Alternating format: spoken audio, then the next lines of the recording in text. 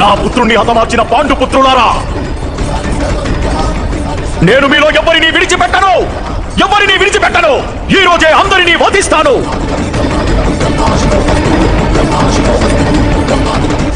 మా పరశురామ ప్రభువు తమ శస్త్రాలన్నింటినీ దానంగా నాకు ప్రసాదించారు.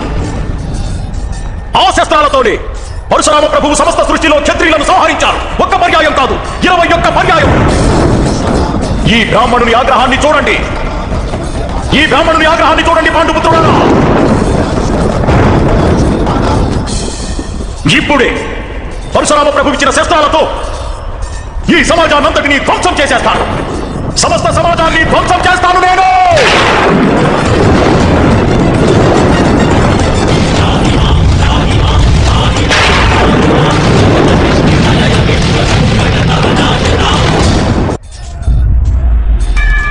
అవశ్యం ఈ లోకాన్ని ధ్వంసం చేసేయండి గురుద్రోణ.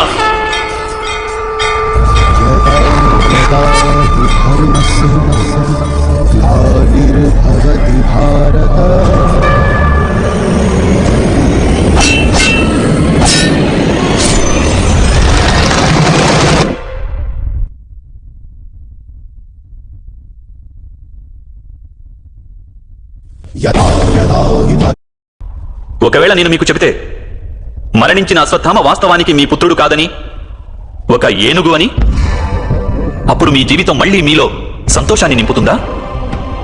దానితో మీ హృదయం మళ్లీ కరుణతో నిండిపోతుందా? మీరు యథార్థమే చెప్తున్నారా వాసుదేవా? వాస్తవంగా నా పుత్రుడు మరణించలేదా? మీ పుత్రుడు ఈ రోజు మరణించకున్నా రేపు మరణిస్తాడు. విశ్వంలో ఎవరు అమరులై ఉంటారు గురుద్రోణ? కానీ వాస్తవమైన ప్రశ్న ఏమిటంటే, మీ జీవితంలోని సుఖం, దుఃఖం, ఆశ, నిరాశ, జ్ఞానం, అజ్ఞానం, మీ సర్వస్వం మీ పుత్రునితోనే ముడిపడి ఉన్నాయా? ఇక మీ జీవితానికి వేరొక లక్ష్యమే లేదా? మీలోని సకల శక్తులు, సమస్త జ్ఞానము కేవలం మీ పుత్రుని కోసమేనా? అవును, నా కారణంగా వాడు ఈ లోకంలోనికి వచ్చాడు. వాడు నాకు సుఖాన్ని, ప్రేమని, గౌరవాన్ని ఇచ్చాడు. నాకు నా జీవితంలో వారిని మించినది ఇంకేదీ లేదు, ఏదీ లేదు. ప్రతి తండ్రికి తన పుత్రునిపై ఇంతటి ప్రేమ ఉండదా? అయితే ఆలోచించండి గురుద్రోణ, ఏ పుత్రుడినైతే మీరు ఇంతగా అభిమానిస్తున్నారో వానికి వాస్తవంగా మీరేమిచ్చారు? సంపదనిచ్చాను, సుఖాన్నిచ్చాను, రాజ్యాన్నిచ్చాను. సంస్కారాన్నిచ్చారా? విద్యనిచ్చారా? ధర్మం గురించిన జ్ఞానాన్నిచ్చారా? ఏ రక్షణ లేకుండా జీవించగలిగే విధంగా వానికి మీరు ఏమీ ఇవ్వలేదు గురుదేవా. నేను ఒప్పుకుంటున్నాను, అందరూ అర్జునుని వలె, అంగరాజు కర్ణుని వలె మహాయోధులు కాకపోవచ్చు. కానీ మీరు మీ పుత్రునికి సముచిత నిర్ణయాన్ని తీసుకునే విజ్ఞతను ఇచ్చి ఉండవచ్చు. ఒకవేళ మీరు అలా చేసి ఉంటే ఈ రోజు మీ పుత్రుడు ధర్మానికి శత్రువు అయ్యేవాడు కాదు. అలాగే మీరు అధర్మం పక్షాన చేరి యుద్ధం చేయవలసి వచ్చేది కాదు.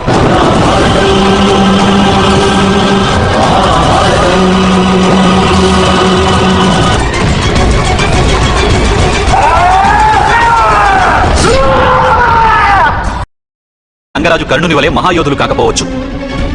కానీ మీరు మీ పుత్రునికి ఉచిత నిర్ణయాన్ని తీసుకునే విజ్ఞతను అతనికి ఇచ్చి ఉండవచ్చు. ఒకవేళ మీరు అలా చేసి ఉన్నట్లయితే ఈ రోజు మీ పుత్రుడు ధర్మానికి శత్రువు అయ్యేవాడు కాడు. అలాగే మీరు అధర్మం పక్షాన చేరి యుద్ధం చేయవలసి వచ్చేది కాదు. నేను నా పుత్రుడు అశ్వత్థామకు సర్వ సుఖాలను ఇవ్వాలనుకున్నాను వాసుదేవా. నా పుత్రుడు అశ్వత్థామ పట్ల నా మనసులో ప్రేమయే కాగా, ప్రేమ అనేది ఔన్నత్యాన్ని ఇస్తుంది, ఉచితానుచిత జ్ఞానాన్ని ఇస్తుంది గురుదేవా. ప్రేమే ఉంటే మీరిలా అధర్మానికి బందీలు కారు. అలాగే మీ పుత్రుడు కూడా అధర్మానికి దూరంగా ఉండేవాడు. వాస్తవానికి ఇది ప్రేమ కాదు, మీ మనసులోని మోహం. ప్రేమకు మోహానికి మధ్య ఉన్న భేదం ఏమిటని అసలు మీరు ఎప్పుడైనా ఆలోచించారా?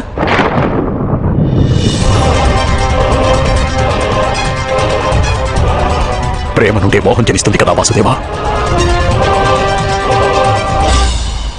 కాదు, వాస్తవానికి ప్రేమ ఉన్న చోట మోహానికి తావే ఉండదు.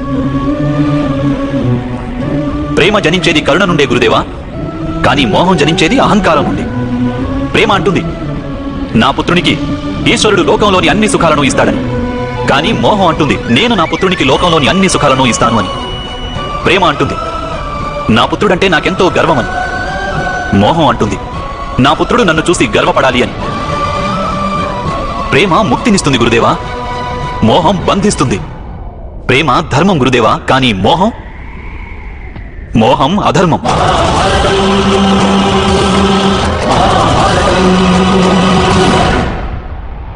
మీరు మీ పుత్రుడు గంజినీరు త్రాగటం చూసి మీ సాధనను భంగం చేసుకునేవారు.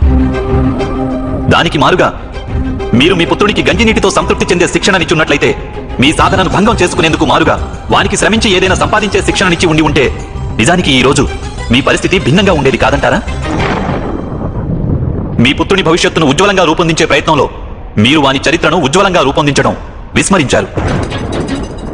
మీ మోహం కారణంగా వాని జీవితంలో ధర్మం నశించింది. లోభం, భయం, దురాశల శిక్షణనిచ్చారు మీరు మీ పుత్రునికి. అలాగే స్వయంగా మీరు ఆ మోహం కారణంగానే వాస్తవానికి మీరు గురువుగా ఎప్పుడూ భాసిల్లలేకపోయారు. కేవలం ఒక శిక్షకునిగా మిగిలిపోయారు మీరు.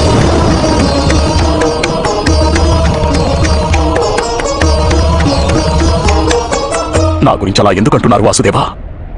నేను మొదటి నుండి నా జీవితంలో నా శిష్యులందరికీ సంపూర్ణ నిష్ఠతో ఉత్తములుగా తీర్చిదిద్దే ప్రయత్నం చేశాను. గురువు అనేవాడు ఎప్పుడూ విద్యను దానంగా ఇస్తాడు, విద్యను ఒక వ్యాపారంగా చేయడు.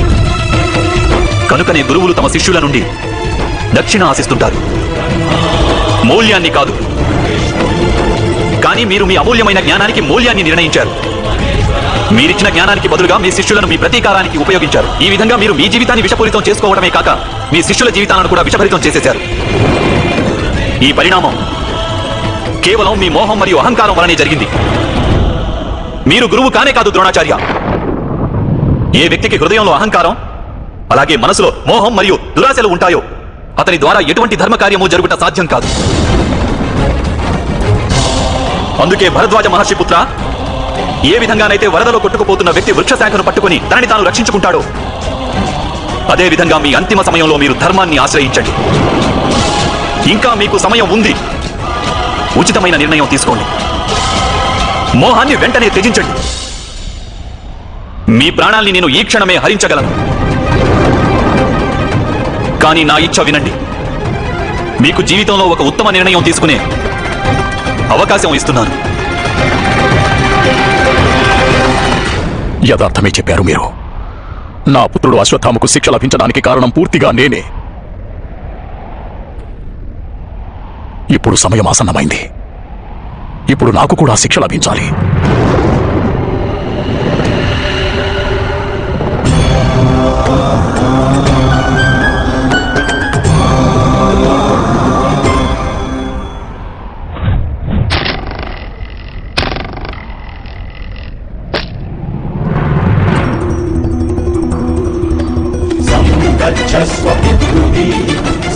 సంయమినిష్టపూర్తేన పరమేయో మందిత్వాయావత్రం పునరస్తమేహి సంగచ్చస్వ తన్వా సువర్చా.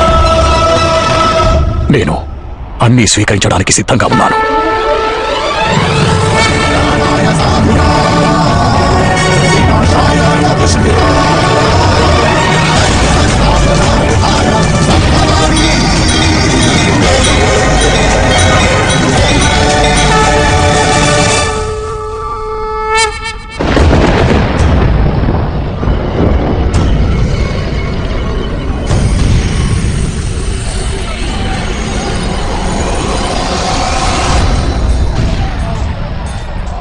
నా అంతిమ సమయం వచ్చేసింది వాసుదేవా.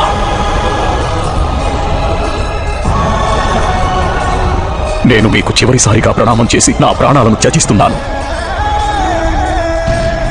నా పుత్రిక వంటి ద్రౌపదికి చెప్పండి, భరద్వాజ మహర్షి పుత్రుడు ద్రోణుడు మరణించే ముందు ఆమెను క్షమాపణ కోరాడని.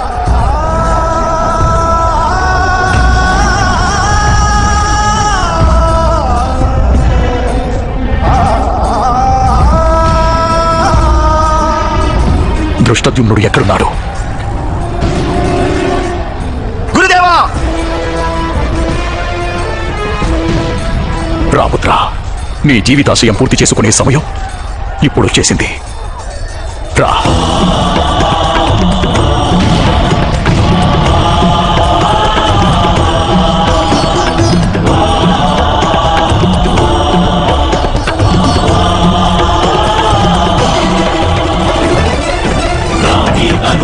శరణ్ ధను శిష్యోత్తమ చార్జున సిద్ధం తపో వృద్ధం తం వందే ద్రోణమాచార్యం.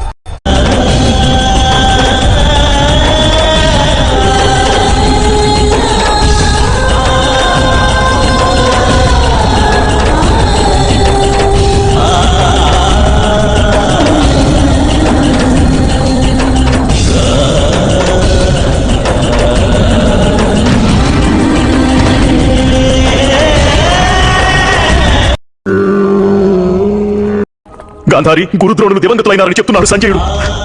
గురుద్రోణులు దివంగతులైపోయారు గాంధారి. ఈ రోజు మనకు మిగిలి ఉన్న చివరి కవచాన్ని కూడా మనం కోల్పోయాము గాంధారి, కోల్పోయాము. గాంధారి, ఎక్కడున్నావు నీవు? నీవు స్పందించడం లేదెందుకు? గాంధారి. మహారాణి, మహారాజు విచ్చేశారు.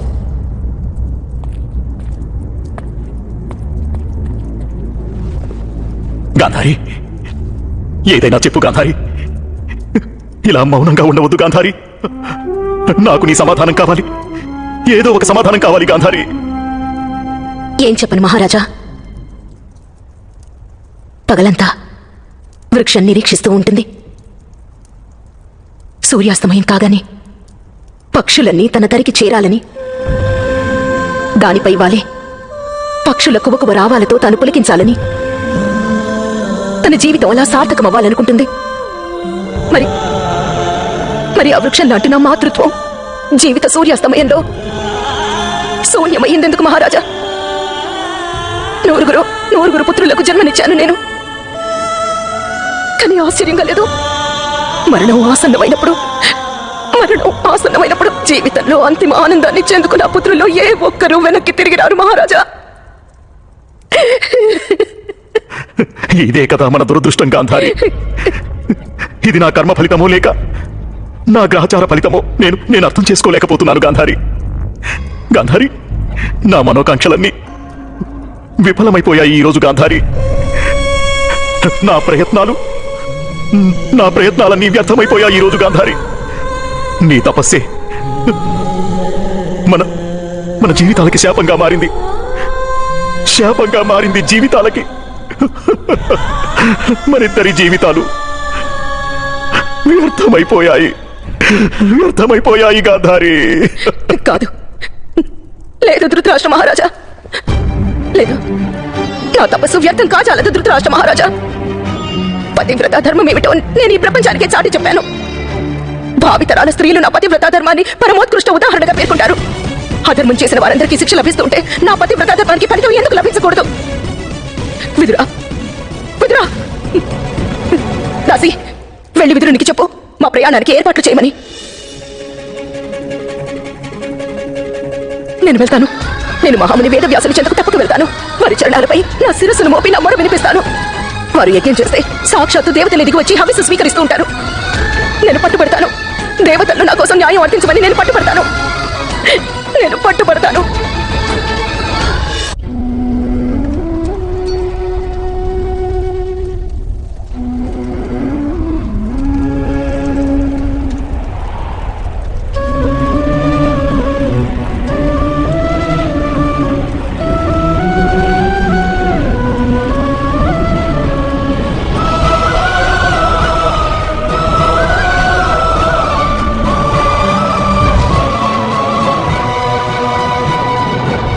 అత్యద్భుతం పుత్ర. ధనుర్విద్య ఎంత శీఘ్రంగా ఎవరికీ ప్రాప్తించదు. అందుకే ఇతడు విశ్వంలోని సర్వశ్రేష్ఠ ధనుర్ధారి.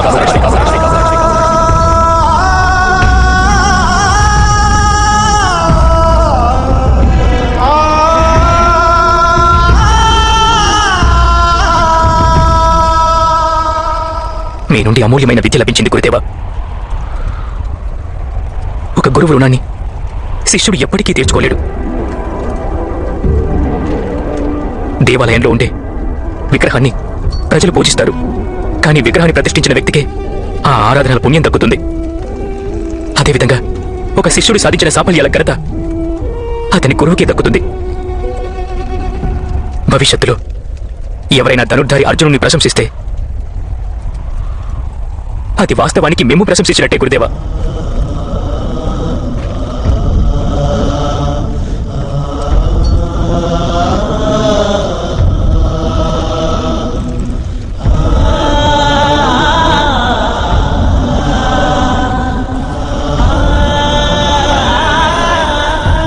గురుదేవా, గురువంశానికి శిక్షకులుగా నిలిచి మీరు భావితరాలకు చేసిన ఉపకారాన్ని యుగ యుగాల వరకు ఎవరూ మర్చిపోరు.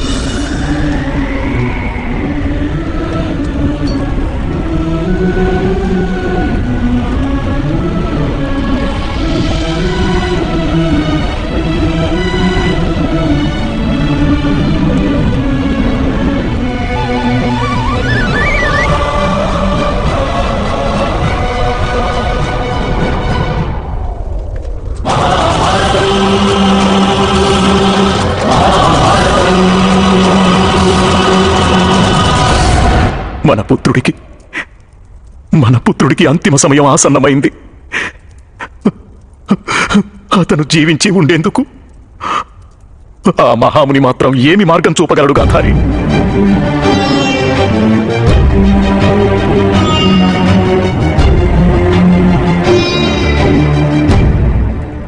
వారు తప్పక మార్గం చూపించగలరు. మహర్షి జైమిని వాకు నాకు గుర్తుంది.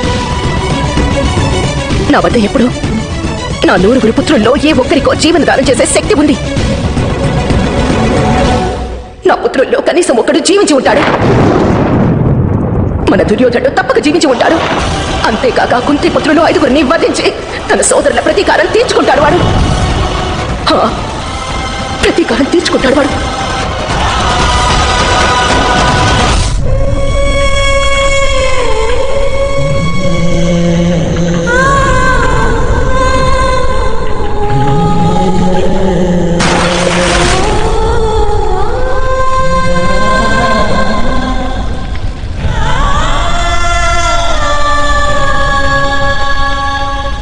మాయ మాటలు చెప్పే దుష్ట పాండుపుత్రులారా, గురువుకు వంచన చేసి వారి విద్యను అవమానించారు మీరు.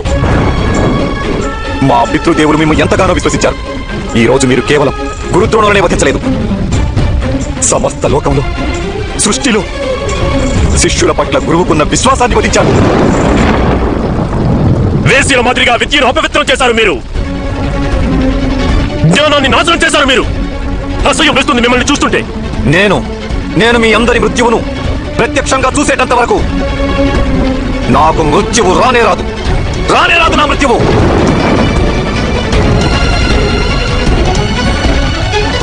స్వర్గస్థులైన నా పితృదేవులు నాకు బ్రహ్మాస్త్రాన్నిచ్చారు. ఆ బ్రహ్మాస్త్రంతో మీ వంశాన్ని నేను నాశనం చేసేస్తాను. ధర్మం తప్పిన మీ అందరినీ సర్వనాశనం చేస్తాను. ఇదే నా వాగ్దానం.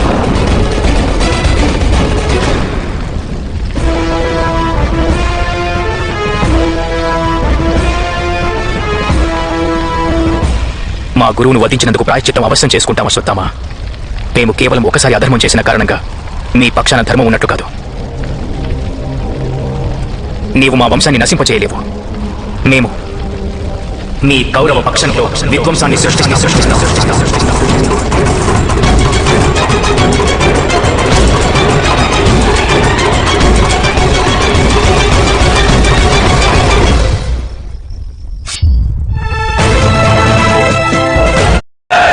అంగరాజు కర్ణునికి, సర్వసేనాపతి కర్ణునికి, సర్వసేనాపతి కర్ణునికి.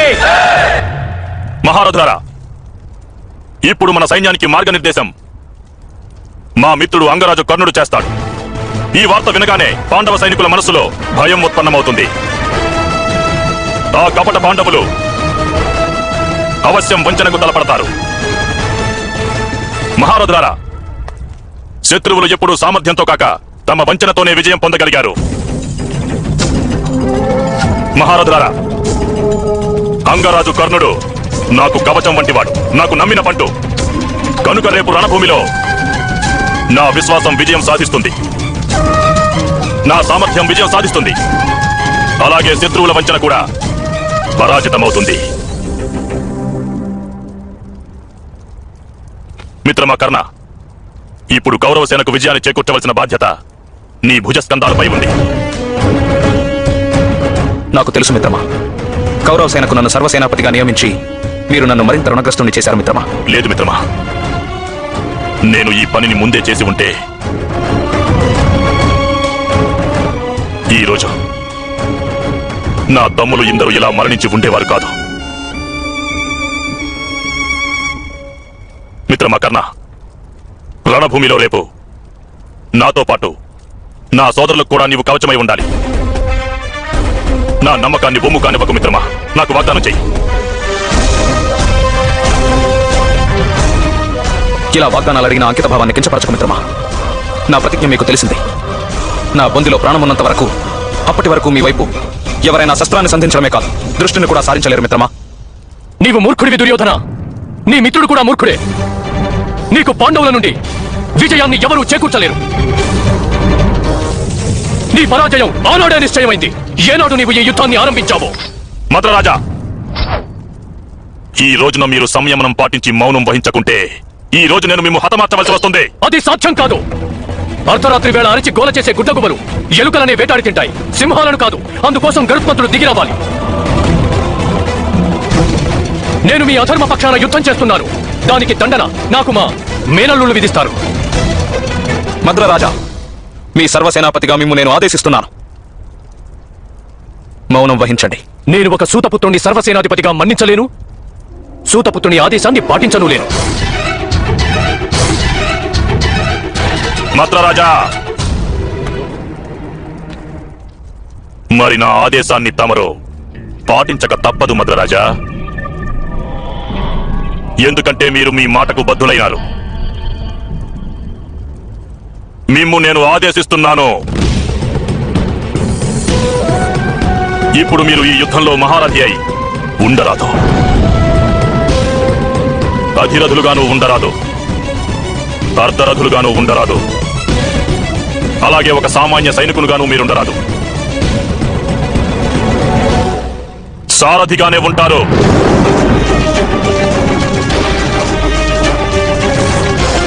మద్రరాజా, మా మిత్రుడు అంగరాజు కర్ణునికి సారథిగా మారి మీరు రేపటి యుద్ధంలో పాల్గొంటారు. మీ అధర్మానికి దండన మీ మేనల్లుళ్ళు విధిస్తారన్నారు. అంతకంటే ముందు మేము నేనే దండిస్తున్నాను. నీవు పెద్ద పొరపాటు చేస్తున్నావు దుర్యోధన. ఇప్పుడు నీ పక్షంలో శస్త్రాన్ని ఎత్తగలిగిన యోధులు ఎందరూ మిగిలిన్నారు. ఇలా నన్ను నీవు మహారథి నుండి సారథిగా మార్చేశావు.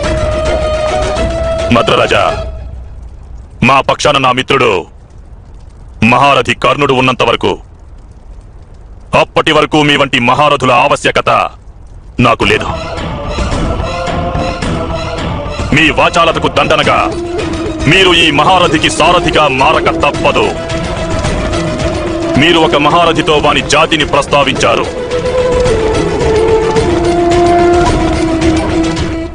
ఒకవేళ మీరు జీవించి ఉంటే మీ మద్రరాజ్య ప్రజలు మిమ్మల్ని మీ జాతి గురించి ప్రశ్నిస్తారు.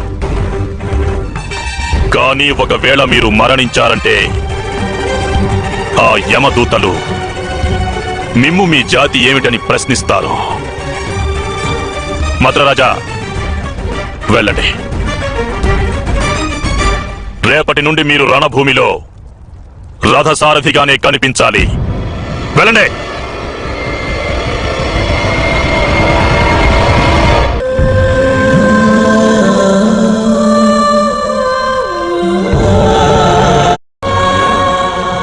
మండే ఆ చిత్రను చూడకు పాంచాలి. మండుతున్న చిత్రను చూస్తే మనసు ఇంకా బాధపడుతుంది. వాటిని చూడవద్దు.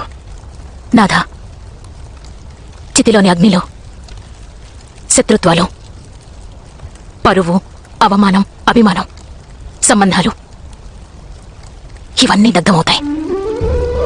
చివరికి మిగిలేది అస్థికలు మాత్రమే. ఇక ఇంతటి విధ్వంసం, ఇందరి మృత్యువు ఎందుకు నాథ? ప్రకృతి నియమమిది పాంచాలి. రోగ కారణం నశిస్తేనే రోగం నశిస్తుంది. లేకపోతే రోగి మరణిస్తాడు. అస్వస్థ జీవులు జీవించి ఉండలేరు. ఆ ప్రకారంగానే ధర్మాన్ని త్యజించిన వారు, ఇతరుల బాధను చూసి ఆనందాన్ని పొందేవారు, వారి మనసులో కూడా బాధ ఉంటుంది పాంచాలి. వారు నశించటం అత్యవసరం.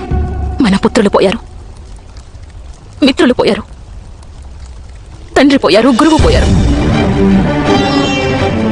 ఇందరు బలి అయిపోయాక విజయం వలన లాభం ఏమిటి నాథ? ఎందుకు ఇలా ఆలోచిస్తున్నావు పాంచాలి? రణభూమిలో రేపు ఆర్యపుత్రులు భీముడు దుశ్శాసనుని వధించనున్నారు. వాని రక్తంతో నా కేశాలను తడుపుతారు. అసురుని మాదిరి వాని రక్తాన్ని సేవిస్తారు. అంటే మన శత్రువులు మనలను కూడా తమ శ్రేణికి దిగజార్చేశారు నాథ. అయితే మనము వారి మాదిరిగా అసురులుగా మారిపోయామా?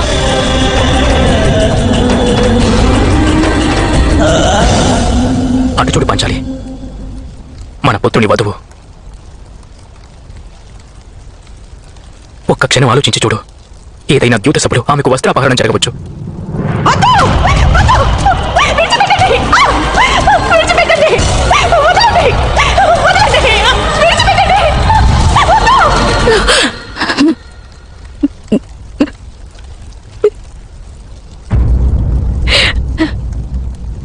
స్త్రీలను అవమానించే వారికి, స్త్రీల గౌరవ మర్యాదలకు భంగం కలిగించే వారికి ఎంతటి దండన అయినా తక్కువే అవుతుంది పాంచాలి.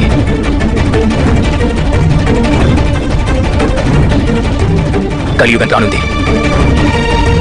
శాస్త్రాలు చెప్తున్నాయి, కలియుగ ప్రధాన లక్షణం ఏమిటంటే స్త్రీలను వేధించడం. ప్రతిదినం స్త్రీలకు మానహాని జరుగుతుంది. స్త్రీలు దండనకు గురి అవుతారు. స్త్రీలను హతమారుస్తారు. పురుషులు నానాటికి క్రూరులవుతారు. కానీ స్త్రీలు నానాటికి నిస్సహాయులవుతారు. పాంచాలి, రానున్న తరాలకు, రాజులకు, శాసకులకు, అందరికీ ఇది తెలియటం అవసరం. స్త్రీలను వేధించి ఆనందించే వారికి మానవ హత్యను మించి కఠిన దండన విధిస్తారని. అర్జునుడు అంటున్నది యథార్థమే. ఈ సమయంలో నీ మనసును చెలించని రాదు పాంచాలి. ఇప్పుడు నీ మనసుని దృఢంగా ఉంచుకోవాలి. మనం దుశ్శాసనుణ్ణి దండించవలసిందే. వాని రక్తంతో నీ కేశాలను శుద్ధి చేయవలసిందే. అలాగే నేను వాని రక్తాన్ని త్రాగవలసిందే. రేపు సూర్యాస్త సమయానికి మన పుత్రుడు వస్తారు. రణభూమికి నిన్ను తీసుకువస్తారు. రానున్న కాలంలో అనేక మంది బాధిత స్త్రీల కోసం నీవు నీ మనస్సు నుండి ఒక్కరోజైనా కరుణను త్యజించవలసిందే పాంచాలి. యుద్ధం 16వ రోజు.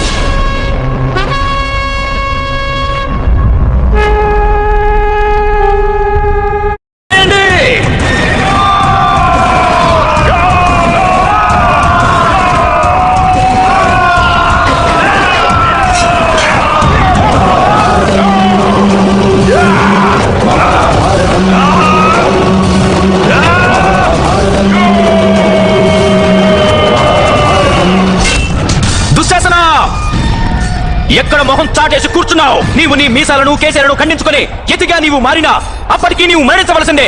అది కూడా ఈ భీముని చేతిలో. నేను ఇక్కడున్నాను సోదరా భీమా. మీ పట్ల భయంతో నేను అనుకున్నాను, నేను ఒక స్త్రీలా వేషం మార్చుకుని ఎక్కడైనా దాక్కోవాలా అని. లేకపోతే వంటశాలలో ఒక బ్రాహ్మణుని వేషంలో ఉండాలి అని. అలా పిరికి వారిలా వేషాలు మార్చుకుని మన పూర్వీకులకి కలంకం తెచ్చే కార్యం కేవలం పాండు పుత్రులే చేయగలరు. ధృతరాష్ట్ర మహారాజు పుత్రులు అలా చేయలేరు భీమా. అంతటి బలవంతుడవైతే నీ 80 మంది సోదరులను రక్షించకుండా ఎక్కడికి వెళ్ళావు? నీవు ఎక్కడ దాక్కున్నావు? నీ చేతులు కేవలం స్త్రీల వస్త్రాలను ఒలిచేందుకే మూర్ఖుడా. గదను ఎత్తేందుకు కాదు. నా బాహువులను చూడు సోదరా భీమా. ఇప్పటికీ ఇవి నా దేహంతోనే కలిసి ఉన్నాయి. అవి మిమ్ము నేను వధించేటప్పుడు కూడా నా దేహంతోనే కలిసి ఉంటాయి. రండి, వచ్చి నాతో యుద్ధం చెయ్యండి. రండి. యుద్ధమా? యుద్ధము చేస్తావా?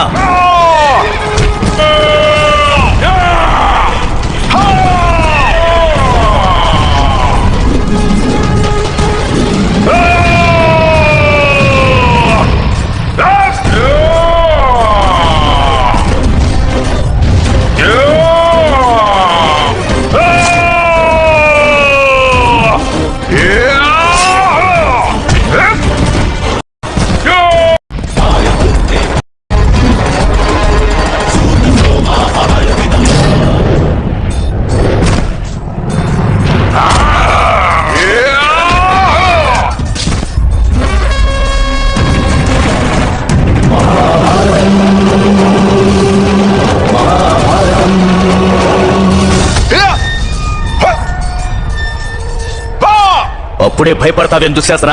ఇప్పుడే చంపను నిన్ను. సూర్యాస్తమయం ఇంకా సమీపించలేదు. ఇప్పుడు పాంచాలి రణభూమిలోనికి ప్రవేశించేందుకు అనుమతి లేదు. నీవు మరణించే ముందు స్వయంగా నీ కళ్ళతో చూడు. నేను నీ రక్తంతో పాంచాలి కేశాలను తడిపి ముడివేస్తాను.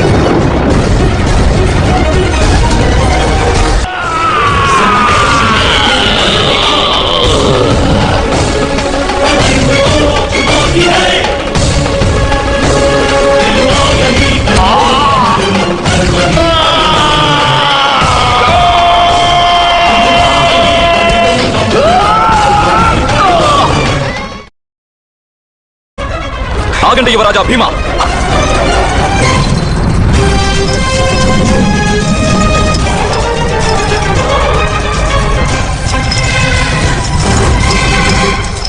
నేను మా యువరాజు దుర్యోధనని రక్షించి రాకుమారుడు దుశ్శాసనుని చెంతకు వెళ్లేంత వరకు మీరు ఇలా నా నిర్బంధంలో ఉంటారు. ఈ బంధం నుండి విముక్తి కోసం మీరు ఎంత ప్రయత్నిస్తే ఈ బంధం అంత ఎక్కువగా దృఢమవుతూ ఉంటుంది రాకుమార భీమా. పదండి మద్రరాజా, రథాన్ని త్వరగా దుర్యోధనుని చెంతకు తీసుకెళ్ళండి.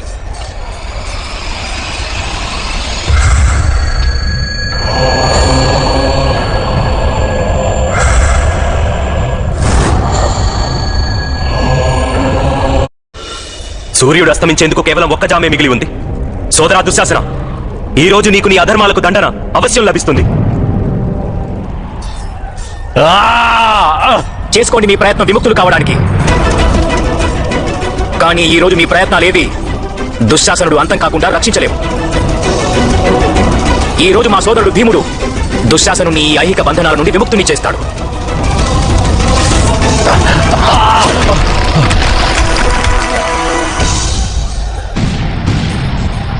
యువరాజు దుర్యోధనుడు విముక్తుడైనాడు రాకుమార అర్జున. కానీ రాకుమారుడు భీముడు ఇప్పుడు నిర్బంధంలో ఉన్నాడు. వారు నన్ను నిర్ణయం తీసుకోమన్నారు. ఇప్పుడు నేను మిమ్మడుగుతున్నాను. సూర్యుడు అస్తమించేందుకు కొద్ది క్షణాలే ఉన్నాయి. ఒకవేళ మీరు రాకుమారుడు భీముడిని బంధ విముక్తుణ్ణి చేసేందుకు వెళితే అప్పుడు నేను రాకుమారుడు దుశ్శాసనుణ్ణి బంధ విముక్తుణ్ణి చేస్తాను. అలా కాక మీరు నాతో యుద్ధం చేస్తే రాకుమారుడు భీముడికి వేసిన నిర్బంధం కొద్ది కొద్దిగా వాని శ్వాసను ఆపివేస్తుంది. అంగరాజ కర్ణ, ఈ ప్రపంచంలో ఎటువంటి బంధనమైనా సరే సోదరుడు భీముని నిర్బంధించలేదు. వెళ్ళండి రాకుమార దుర్యోధన. అంగరాజ కర్ణ, ఈ రోజు మీ మార్గానికి నేను అడ్డు నిలవను. నా కోరిక మేరకు మీ కళ్ళతో మీరు దుశ్శాసనుని వదను చూడాలి. ఎందుకంటే నేడు ఒక తుచ్చ ధర్మహీనునికి వాని పాపాలకు దండన లభించనుంది. ఎవరికైనా బాహువులలో ధర్మబలం అనేది ఉంటే వాని పరాక్రమాన్ని ఎదిరించడం అసంభవం అవుతుంది. పదసారథి భీముని చెంతకు పద. పదమద్రరాజా.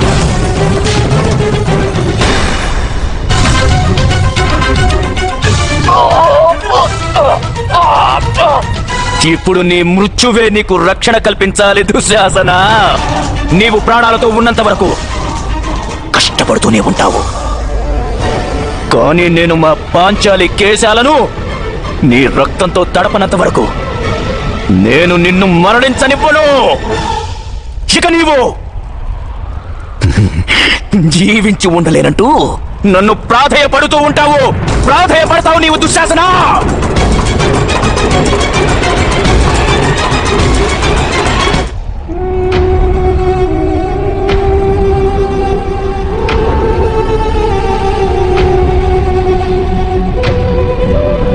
భూమికి బయలుదేరవలసిన సమయం వచ్చేసింది.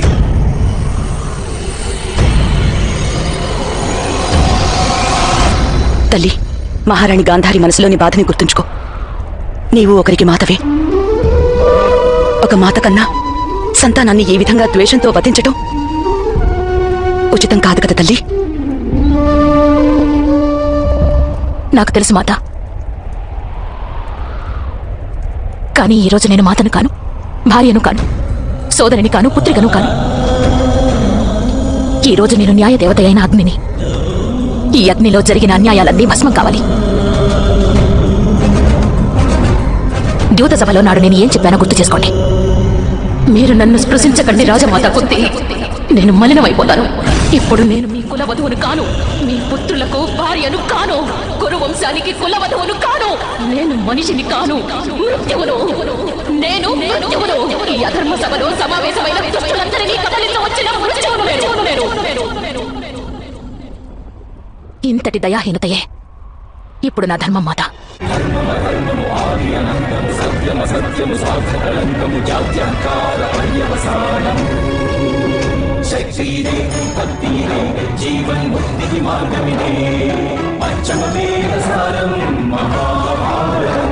పదండి పుత్రులారా.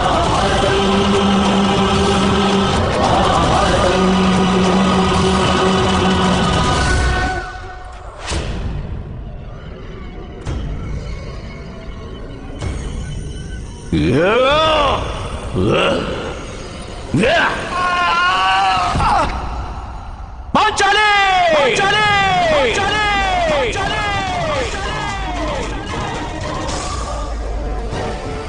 దుశ్శాసన!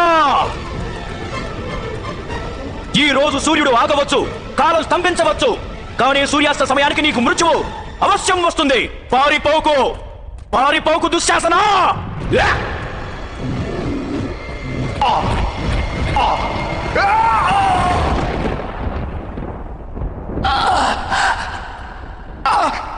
సోదరా భీమా, సోదరా భీమా, నన్ను క్షమించండి, నన్ను క్షమించండి సోదరా భీమా. క్షమాపణలు కోరేందుకు ఎంతో అవకాశం ఇచ్చావు దుశ్శాసన, కానీ నీవు ఆ అవకాశాన్ని ఉపయోగించుకోలేకపోయావు. ఒకవేళ నీవు ఈ రణభూమి నుండి పారిపోయినా ఈ యుగాంతం వరకు పరిగెడుతూనే ఉంటావు. నీకు మృత్యువు ప్రాప్తించదు, అలాగే నీవు విశ్రాంతిని పొందలేవు. ఎన్నటికీ నీకు విశ్రాంతి లభించదు దుశ్శాసన.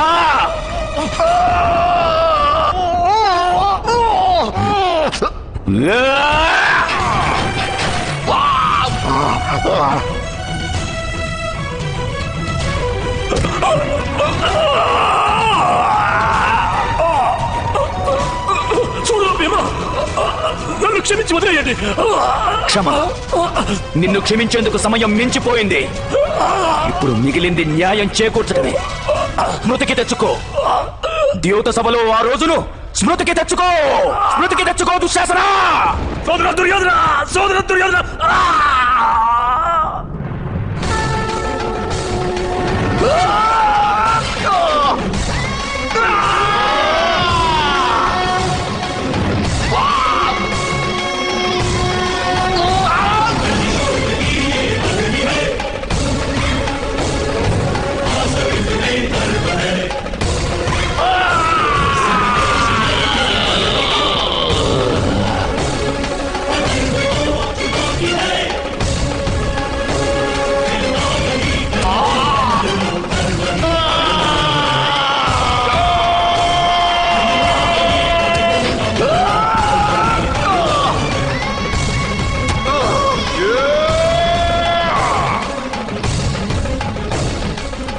సోదరా దుర్యోధన, సోదరా దుర్యోధన!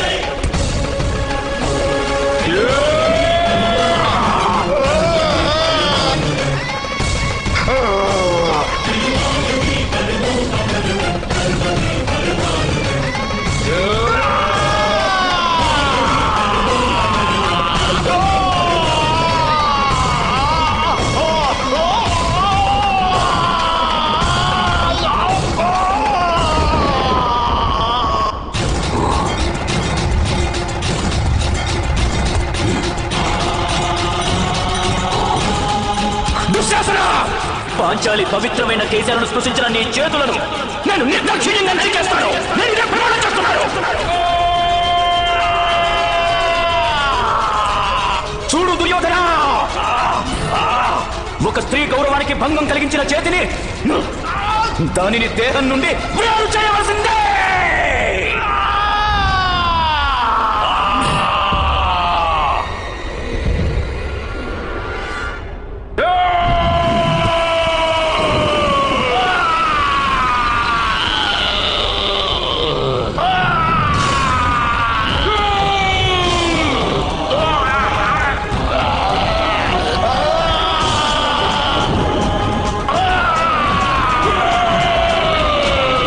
పాంచాలి ఈ చేతితోనే కదా ఈ దుర్మార్గుడు నీ పవిత్ర కేశాలను స్పృశించింది.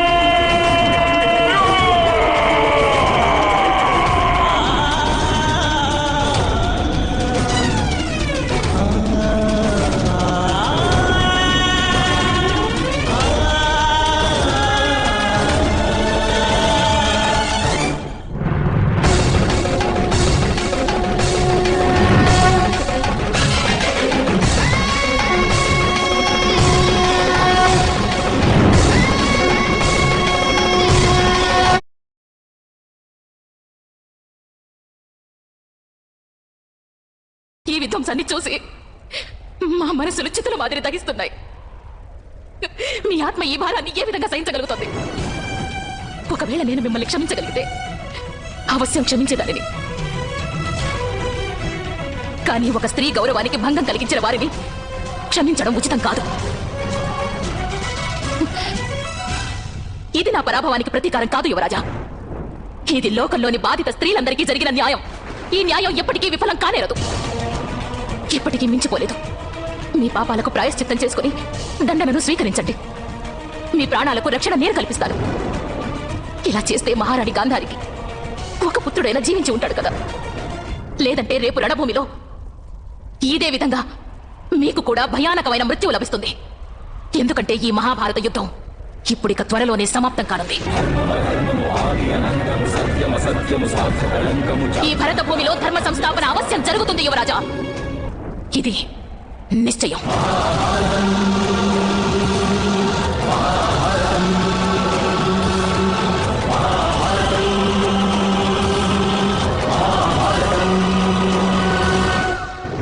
దుశ్శాసన, నా పుత్రుడు దుశ్శాసనుడు.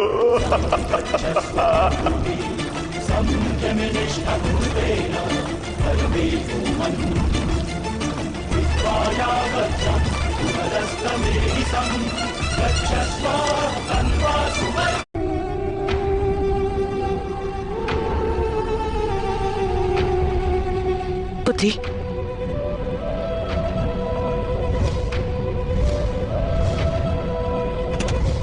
వద్దు మాత. ఏ రాజసభలో ఈ చూడమణిని నేను త్యజించాను, ఆ రాజసభలోనే నేను దీనిని ధరిస్తాను. అంటే మీ పుత్రులు విజయులైన తరువాత, దుర్యోధనుడు మృతి చెందిన తరువాత.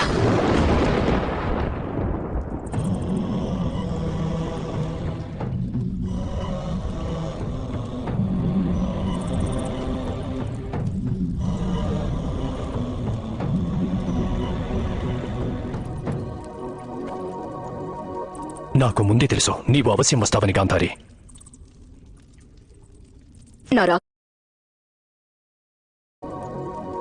నాకు ముందే తెలుసు నీవు అవశ్యం వస్తావని గాంధారి. నా రాకలోని ఆంతర్యం మీకు తెలిసే ఉంటుంది మహాముని. నాకు తెలుసు. కానీ నీ జీవన పర్యంత తపఫలాన్ని త్యజించి ఒక అపరాధిని దండన నుండి విముక్తం చేసేందుకు నీవు ప్రయత్నిస్తున్నావా పుత్రి? వాడు అపరాధి అయినా నాకు పుత్రుడు మహాముని. నీ తపఫలం నశించిపోతుంది. మరణానంతరం నరకవాసం లభిస్తుంది నీకు. ఈ విధంగా పుత్రులందరినీ కోల్పోయిన వారికి ఇంకా స్వర్గం ఎలా లభిస్తుంది? స్వర్గమైన వారికి నరక సదృశంగానే ఉంటుంది. సరే విను. నీవు జీవన పర్యంతం చేసిన తపస్సు నీ శరీరంలోనే శక్తిగా నెలకొని ఉంది. ఈ శక్తి నీ పుత్రుని శరీరాన్ని వజ్ర సమానం చేస్తుంది. సాక్షాత్తు ఆ యమధర్మరాజు వానిపై దాడి చేసిన వాని ఏ అవయవాన్ని ఖండించలేడు. వెళ్ళు గాంధారి, నీకు శుభం కలుగుతుంది. కానీ మహాముని, నేను ఏ విధంగా నా జీవిత పర్యంత తపస్సును నా పుత్రుని కవచంగా పరివర్తన చేయగలను? మీరే నాకు మార్గం చూపించండి. తపశ్శక్తి అనేది ఒకప్పుడు వాణిలో నెలకొని ఉంటుంది, ఒకప్పుడు ఆలోచనల్లోనూ, మరొకప్పుడు ఆశీర్వాద ముద్రలో ఉంటుంది. మనిషి తన తపశ్శక్తితో మనసులోని ఆశలను, కోరికలను, అలాగే లాలసను సంయమనంతో నిలుపుకుంటాడో అక్కడే వాని శక్తి కేంద్రీకృతమై ఉంటుంది. నీవు ఆర్జించిన తపశ్శక్తి ఎక్కడ కేంద్రీకృతమయ్యిందో దానిని గ్రహించవలసింది కేవలం నీవే గాంధారి. కేవలం నీ తపశ్శక్తే నీ పుత్రుని సురక్షితంగా ఉంచగలదు.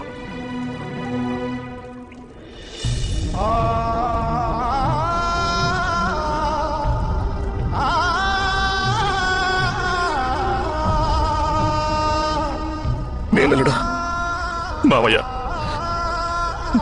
దుశ్శాసనుణ్ణి హత్య చేసి ఆ పాండవులు నా ప్రాణాలు తీసేశారు మామయ్య, నా ప్రాణాలు తీసేశారు. ధైర్యంగా ఉండు మేనల్లుడా, ధైర్యంగా ఉండు. మామయ్య, ఇప్పుడు ధైర్యంగా ఎలా ఉండగలను మామయ్య? ఆ దుష్ట పాండవులు వంచనను, బలాన్ని ప్రయోగించి నన్ను ఓటమి అంచులకు తీసుకొచ్చారు మామయ్య.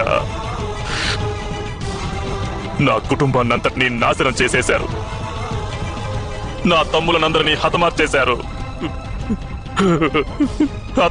నా తమ్ములను ఆ దుష్ట పాండవులు. మిత్రమా, యుద్ధము, పవనము ఏ క్షణమైనా మారవచ్చు. మీరు రాకుమారుడు దుశ్శాసనునికి అంతిమ సంస్కారం చేయండి. ఇంతగా భయభ్రాంతం కాకండి మిత్రమా. యోధునికి మృత్యు అంటే భయం ఉండదు, పరాజయం అంటే భయం ఉంటుంది. ఈ రోజు నా మనస్సు భయంతో కంపిస్తోంది మిత్రమా, పరాజయ భయంతో కంపిస్తోంది. ఈ విధంగా నేను పరాజితుడినై ప్రాణాలు త్యజించవలసిందేనా, లేక వాస్తవంగానే ఈశ్వరుడు నాకు ఇలా భయపడమని రాసిపెట్టాడా? లేదు మిత్రమా,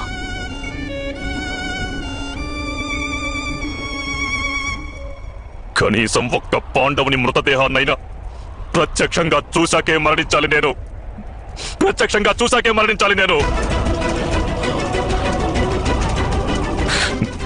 మిత్రమా కర్ణ, జీవన పర్యంతం నేను నీ మీద విశ్వాసం ఉంచాను. నా విశ్వాసానికి న్యాయం చేయి మిత్రమా. ఏ విధంగానైనా సరే ఒక్క పాండుపుత్రుని మృతదేహాన్ని నా ముందుకు తీసుకురా.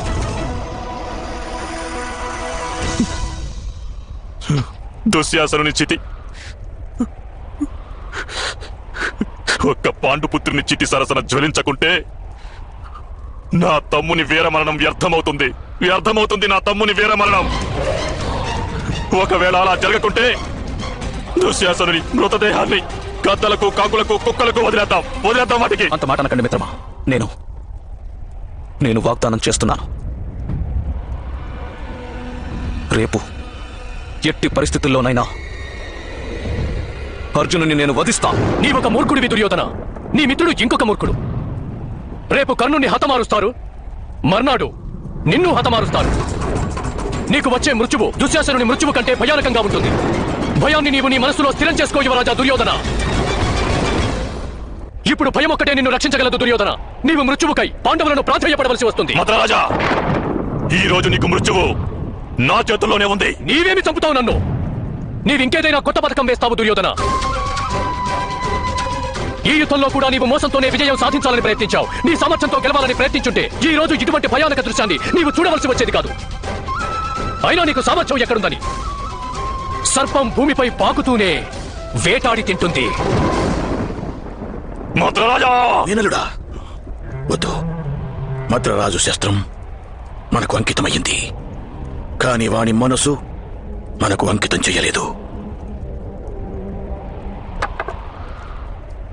కానీ ఈరోజు వీరి మనసు వెల్లడించిన మాటలతో మనకొక ఉత్తమ మార్గాన్ని సూచించారు. మద్రరాజా, మంచి ఆలోచన చెప్పినందుకు కృతజ్ఞుణ్ణి. పథకం వేయాల్సిన మార్గాన్ని సూచించారు మీరు.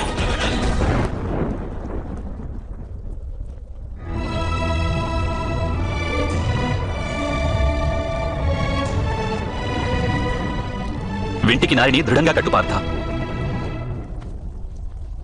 నీ సామర్థ్యానికి ఇది నిజమైన పరీక్ష. అంగరాజుతో రేపు తలపడనున్నావు. ఈ పరీక్ష ఎటువంటిదంటే విజయానికి ప్రశంస లభిస్తే పరాజయానికి ప్రతిష్ఠ లభిస్తుంది.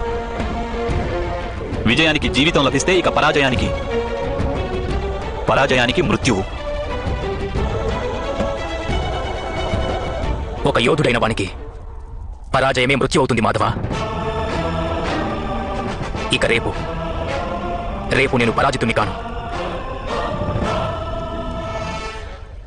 మరచిపోవద్దు పార్థ. మహితాత్ములు భీష్ములు కేవలం హస్తినాపురి ప్రతిష్టను రక్షించేందుకు యుద్ధం చేశారు. ఇక గురుద్రోణులు తమ పుత్రుని మిత్రుని రక్షించేందుకు రణభూమికి వచ్చారు. కానీ అంగరాజు కర్ణుడు కేవలం విజయకాంక్షతో యుద్ధభూమికి వచ్చాడు. వాని జీవన పర్యంత సంఘర్షణ వాని ప్రతి బాణంలోనూ ఉంటుంది. వాని ప్రతి బాణం కేవలం నీకోసమే అవుతుంది. వానిని వధించడం సులభం కాదు పార్థ. నాకు తెలుసు మాధవ. కానీ ద్రోణుని శిష్యుడు అర్జునుడు మీరిచ్చిన స్ఫూర్తితో ఈ రణభూమికి ధర్మ సంస్థాపన ఆశయంతో వచ్చాడు. నేను పొందిన శిక్షణంతా నా ప్రతి బాణంలోనూ ఉంటుంది. ఈ యుద్ధం కర్ణుడికి అర్జునుడికి మధ్య కాదు, సంఘర్షణకు శిక్షణకు జరుగుతుంది. ధర్మాధర్మాలకు జరుగుతుంది. కానీ మాధవ, ఈ యుద్ధంలో ఎటువంటి పథకము వేయరాదు, ఏ వంచన చేయరాదు. వంచన ఈ యుద్ధానికి తప్పనిసరి నియమమైంది. వద్దు మాధవ. అంగరాజు సదా బాధపడుతూ ఉంటాడు. తన జన్మ కారణంగా తనకు అన్యాయం జరిగిందని, తనకు సమాన అవకాశాలు లభించలేదని. నేను తెలుసుకోవాలి, ఇది సత్యమేనా లేక అసత్యమా అని. రానున్న తరాల ప్రజలు తెలుసుకోవాలి. ఇది సత్యమే అయితే జన్మ కారణంగా ఏ మనిషికైనా అన్యాయం చేయటం అపరాధమని. కానీ మాధవ, మీరు వాగ్దానం చేయండి, నా ప్రాణాలను రక్షించేందుకు మీరు ఏ వంచన చేయరాదు. పార్థ, నీవు ఏది కోరుకుంటే అదే జరుగుతుంది. నీ ప్రాణాలను రక్షించేందుకు నేను ఏ వంచనా చెయ్యను.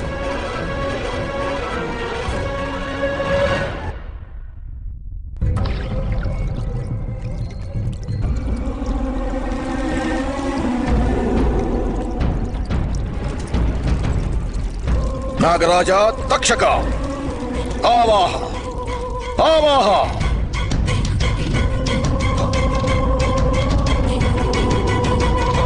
మిత్రమా దుర్యోధన, ఈ యుద్ధంలో నాగులు పాల్గొనడం నియమాలకు విరుద్ధం. నియమాల? మిత్రమా కర్ణ, మన కళ్ళ ముందు యముడు వచ్చి నిలుచుంటే అప్పుడు మనకు నియమాలు గుర్తుకొస్తాయా? పాండవులు అన్ని నియమాలు ఉల్లంఘించారు. గురుద్రోణుల హత్య, మహితాత్ములు భీష్ముని పరాజయం, మా బావగారు జయద్రథుని వధ. నియమాలు వారికెప్పుడు గుర్తున్నాయి మిత్రమా? దుశ్శాసనుడు మా ప్రియమైన తమ్ముడు దుశ్శాసనుని ఛాతీని చీల్చి రక్తాన్ని పీల్చే పిశాచాలతో యుద్ధం చేస్తున్నప్పుడు నియమాలను నేను ఎందుకు గుర్తుంచుకోవాలి మిత్రమా? ఆ పాండవులు రాక్షసుడైన ఘటోత్కచుని సహాయం తీసుకున్నారు. మనం నాగరాజు తక్షకుని సహాయం తీసుకుందాం. కానీ మిత్రమా, ఘటోత్కచుడు భీముని పుత్రుడు కదా. వాడు రక్త సంబంధంతో యుద్ధంలో పాల్గొనేందుకు వచ్చాడు. కానీ ఈ నాగుడు తక్షకుడికి మనలో ఎవరితోనూ సంబంధం లేదు. అంగరాజకర్ణ, ఎవరు శత్రువుకు శత్రువు అవుతారో వారితో మనకు సంబంధం ఉంటుంది. స్వార్థమనే సంబంధం. ఈ స్వార్థమనే సంబంధం రక్త సంబంధం కంటే అధిక దృఢంగా ఉంటుంది. నాగరాజా తక్షక ఆవాహ ఆవాహ ఆవాహ.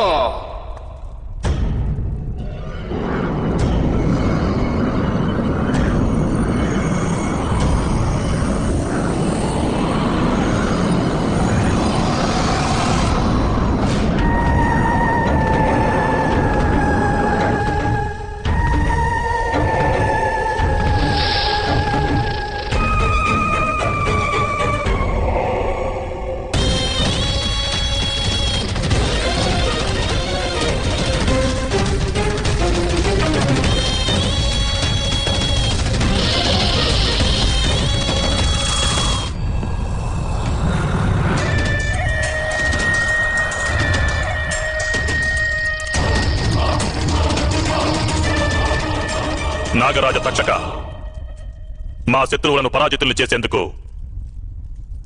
మీరు మాకు సహాయం చేస్తారా? అవశ్యం.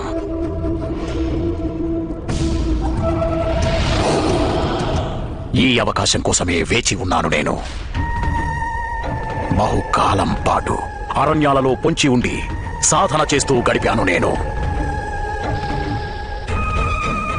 నా మాయాశక్తిని నేను బలోపేతం చేసుకున్నాను. ఇప్పుడు నా విషాన్ని మరింత విషపూరితం చేసుకున్నాను. పాండుపుత్రుడు అర్జునుని కోసమే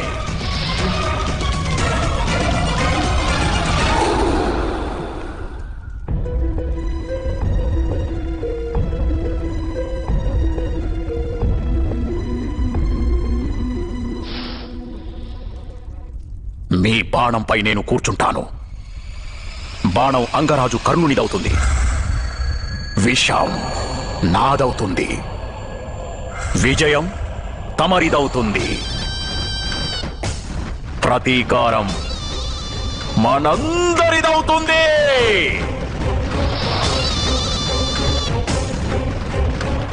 రేపు అర్జునుడి మృత్యువు అవశ్యం జరుగుతుంది. ఇది అనుచితం మిత్రమా. మీరు నా సామర్థ్యంపై విశ్వాసం ఉంచండి. నేను రేపు ఏ వంచన చేయకుండా అర్జునుడిని వధిస్తాను. కానీ ఇది అధర్మం మిత్రమా. అంగరాజ కర్ణ, మీకు ఈరోజు ఇది అధర్మంగా తోస్తుంది. కానీ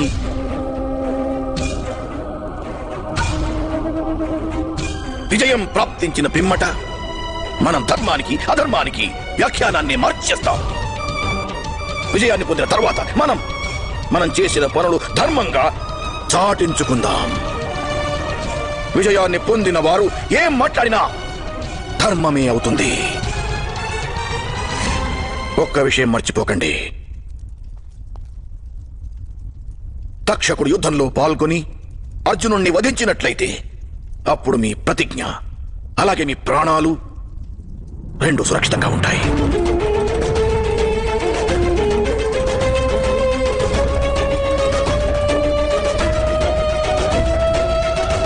అంగరాజా, కర్ణ, మీరు నా పేరు తలచి ఏ బాణాన్ని మీరు సంధిస్తారో దానిపై నేను అధిరోహించి మీ శత్రువు శరీరంలో విషాన్ని నింపేస్తాను. వానిని నేను స్పృశించగానే మనందరి శత్రువు మృతి చెందుతాడు. మీరు నన్ను ఏ బాణంపై అధిరోహింపజేసి ప్రయోగించినా దానికి మీ శత్రువు వద్ద ఏ సమాధానము ఉండదు. నేను ఏ బాణంపై కూర్చుంటానో ఆ బాణం మీరు సంధించే రెండవ దివ్యాస్త్రంగా మారుతుంది. అంగరాజ కర్ణ.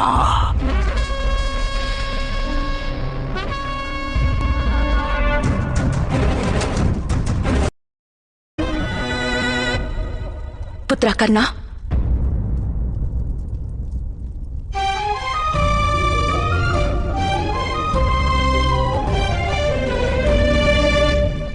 రాజమాత,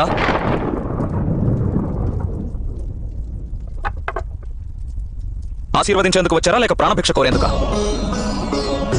మీ నలుగురు పుత్రుల జీవితాలను ముందే దానంగా ఇచ్చాను మీకు. దేహం నుండి ఏ ఒక్క అవయవాన్ని ఖండించినా అది కలిగించే బాధను దేహమంతా అనుభవించక తప్పదు పుత్ర. అదేవిధంగా ఒక మాత సంతానం యొక్క జీవితం సంకటంలో ఉంటే ఇక ఆ మాత ప్రాణాలు కూడా సంకటంలో పడతాయి. ఇప్పుడు నాదొక విన్నపం.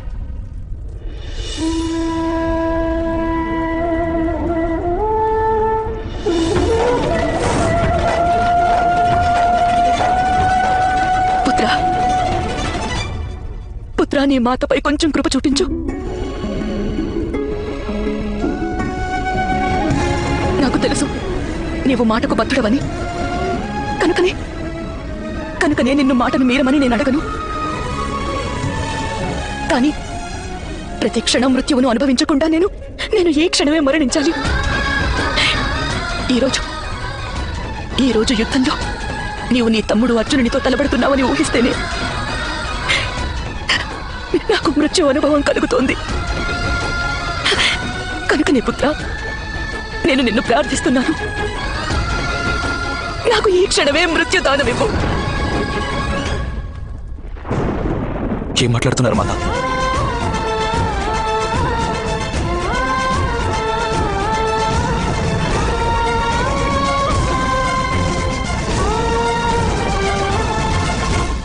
ఒక యోధుని మాత నోట ఇటువంటి మాటలు శోభించవు రాజమాత.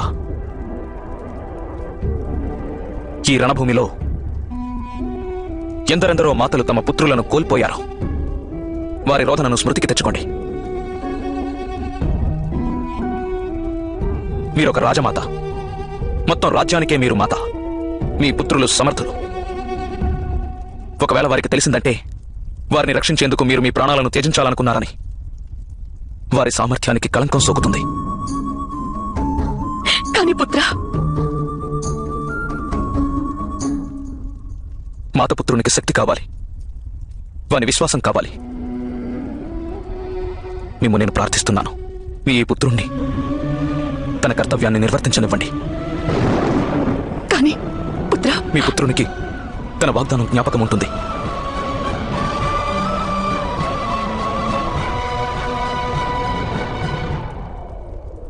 సమస్త విశ్వము రాజమాత కుంతిని సమర్థులైన 5 పుత్రులకు మాతగా గుర్తించింది. ఈ యుద్ధం పూర్తయ్యాక కూడా ఈ సత్యమే నిలిచి ఉంటుంది.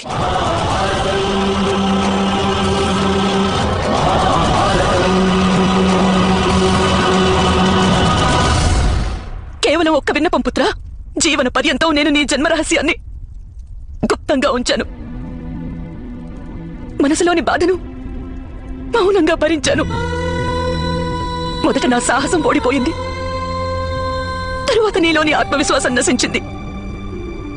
ఇక ఇప్పుడు ఈ యుద్ధంలో ఒక మాతకున్న మమత పరాజితం కానుంది.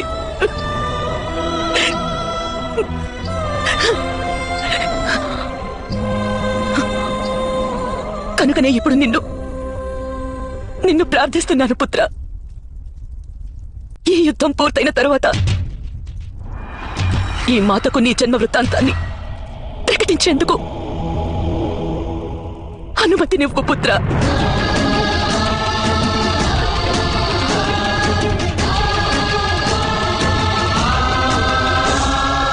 మీ మాటలు వింటుంటే స్పష్టమవుతోంది రాజమాత, ఈ యుద్ధంలో మరణించేది నేనేనని మీరు ముందుగానే నిర్ణయించుకున్నారు. లేదు పుత్ర. ఒకవేళ అర్జునుడు మరణించినట్లయితే అప్పుడు మీ 5వ పుత్రునిగా నేనే మీకు మిగిలి ఉంటాను.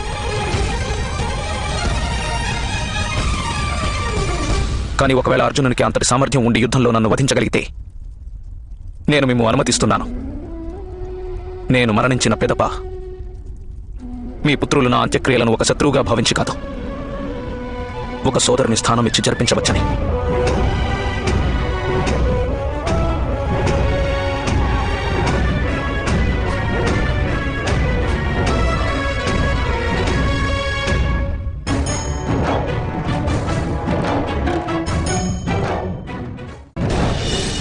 యుద్ధం 17వ రోజు.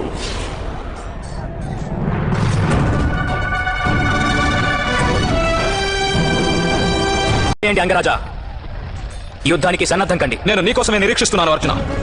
ఏ రోజున హస్తినాపురిలో నీవు ప్రప్రథమంగా నీ ధనుర్విద్యను ప్రదర్శించావో ఆ రోజు నుండి నేను నీకోసం నిరీక్షిస్తున్నా. ధనుర్విద్యలో నా శ్రేష్టతను నిరూపించుకునేందుకు ఒక ఉచిత అవకాశాన్ని పొందేందుకు నా జీవితమంతా ఎదురు చూశాను. ప్రయత్నం నిరీక్షణ కంటే అధిక లాభదాయకమైన రంగరాజా. అది అసత్యం రాకుమారా. పక్షిని చూసి ఎలుక ఎగరాలని ప్రయత్నిస్తే దానికేం లాభం చేకూరుతుంది? వాస్తవంగా అలా నిరీక్షిస్తుంటే ఏదో ఒక రోజు గ్రద్ద దానిని తన కాళ్లతో అదిమిపట్టి ఎగిరిపోతుంది. ఆ రోజున ఎలుకకు కూడా ఎగిరిన అనుభూతి కలుగుతుంది. అలాగే ఈ రోజు ఈ సూతపుత్రునికి మీరు ధనస్సును సంధించే అవకాశం ఇస్తున్నారు. నన్ను బలహీనున్ననే ముందు ఆలోచించుకోండి మద్రరాజా. దివ్యాస్త్రాన్ని ప్రయోగింపచేయాలన్న ఆశయంతో తన సోదరుని పుత్రుణ్ణి బలి చేసిన వాడు బలవంతుడా, లేక తన దేహంలో భాగమైన కవచకుండలాలను తీసి దానమిచ్చిన మనిషి అధిక బలవంతుడా? మీరు నన్ను వధించేందుకని దేవతల నుండి దివ్యాస్త్రాన్ని మీరే కోరుకున్న రంగరాజా.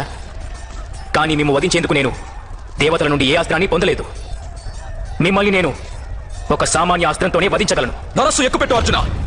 ఈ విజయ ధనస్సు నా చేతిలో ఉన్నంత వరకు నీవు సంధించే బాణమేది నా శరీరాన్ని స్పృశించడం కూడా సాధ్యం కాదు. ఎక్కుపెట్టు ధనస్సును.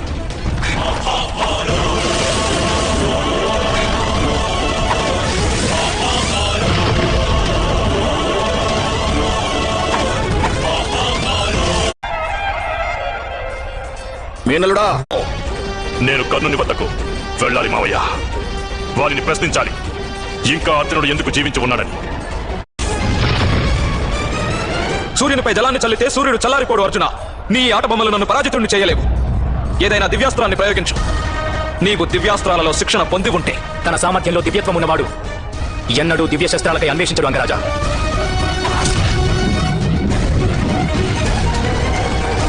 మద్రరాజా, మీరు రథం దిశను ఎందుకు మార్చలేదు? నేను దిశను మార్చుకుంటే ఆ ఛత్రస్థానంలో మీ శిరస్సు ఉండేది. మీ పరాజయానికి మీరు సారథిని నిందించకండి. తమరి జ్ఞానమే అసంపూర్ణమైంది. అయినా నువ్వు రాకుమారుడు అర్జునుడితో యుద్ధం ఎలా చేయగలవు? కంఠాన్ని ఉబ్బించగానే మండూకం ఆంబోతుతో యుద్ధం చేసే శక్తిని పొందలేదు. ఈ మాటను ఒప్పుకొని క్షమాపణ కోరి తమరు శిబిరానికి తిరిగి వెళ్ళండి.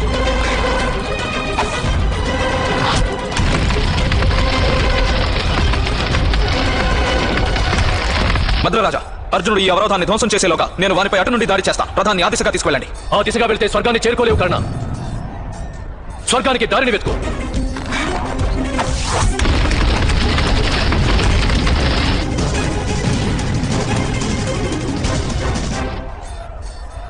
నీవు పాతాళానికి వెళ్ళినా అర్జునుని రథం నీ ముందు నిలిచి ఉంటుంది.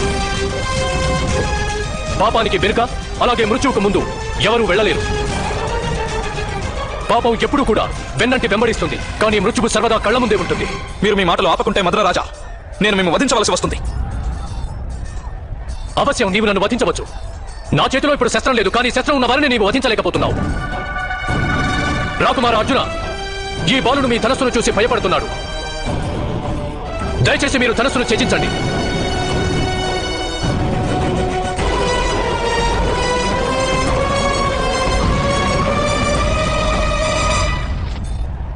మీ రథం నాకు ఇక అవసరం లేదు మద్రరాజా. నేను భూమిపై నిలిచే యుద్ధం చేస్తాను. మీరు నన్ను ఇంతగా అవమానించినందుకు నేను యుద్ధం తర్వాత మీకు సమాధానం చెప్తాను. రథాన్ని మీరు త్యజించకండి అంగరాజా. రథాన్ని విడిచి భూమిపై నిలిచిన యోధుడితో నేను యుద్ధం చేయను. అయితే రథాన్ని దిగిరా అర్జున. ఆగు పార్థ. అంగరాజు రథాన్ని త్యజించారు అంటే వారు శరణాగతిని స్వీకరించారు. ఇప్పుడు వారి మనసులో యుద్ధం చేసే సాహసం లేదు. వారితో యుద్ధం చేయడం వ్యర్థం.